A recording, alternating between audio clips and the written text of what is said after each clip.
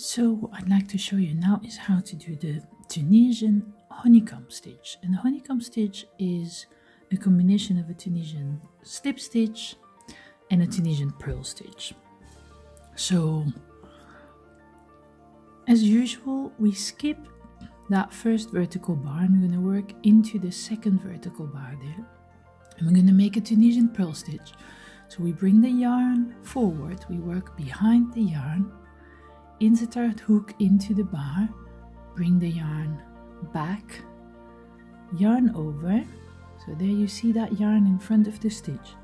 Yarn over, pull through and leave it on the hook. And then the next stitch in the next vertical bar will be a Tunisian simple stitch. So a simple insert hook, yarn over, pull through, leave it on the hook, the loop on the hook. Then again, Tunisian purl. Bring the yarn to the front, insert your hook, turn the yarn around, yarn over, and pull through. In a Tunisian simple, insert hook, yarn over, pull through. And so we keep alternating the Tunisian purl stitch, which is this one, and the Tunisian simple stitch, all the way across your row up until the last stitch. And so here we have it, that last stitch, and no matter what you did in the previous stitch, this last stitch will always be a Tunisian simple stitch, and not just under that vertical bar as you would usually do, but you want to have both the front and the back vertical bar. So you work it in, you turn your work a bit, and you pick up there that back vertical bar as well, so that you have the two vertical bars on your hook. You yarn over and you pull through. That's the first row of the Tunisian honeycomb stitch. So we're working a standard return pass. We're yarning over, pulling through one loop, yarn over, pull through two loops, all the way until the beginning of your row.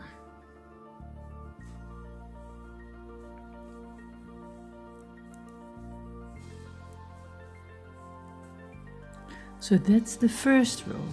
We have a Tunisian purl stitch, simple stitch, purl stitch, simple stitch, purl stitch, simple stitch, and so on.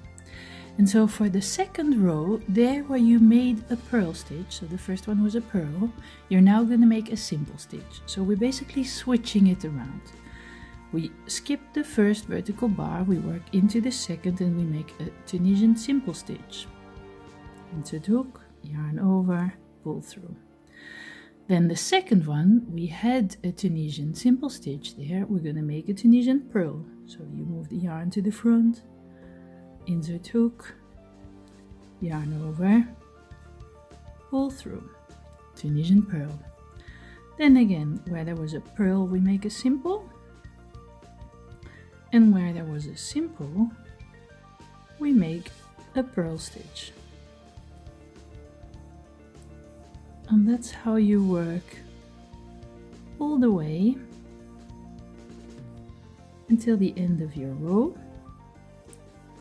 And there again, that last stitch, no matter what the previous was, that last stitch is going to be a Tunisian simple stitch through both vertical, you see there, that's the first, that's the second, both the vertical bars.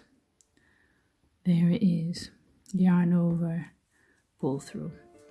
And what that does, it gives you a neat edge on the side. So a standard return pass, as you are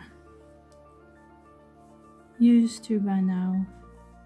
I need a bit more yarn. There.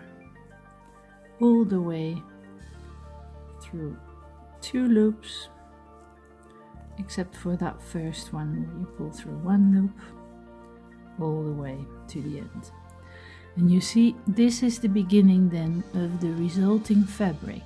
So we see now that we had a Tunisian purl stitch there, and we have a Tunisian simple stitch on top. And so on your 3rd row you will make a Tunisian purl stitch again, and that will result in that familiar honeycomb pattern on the right side of your fabric. So that's the Tunisian honeycomb stitch.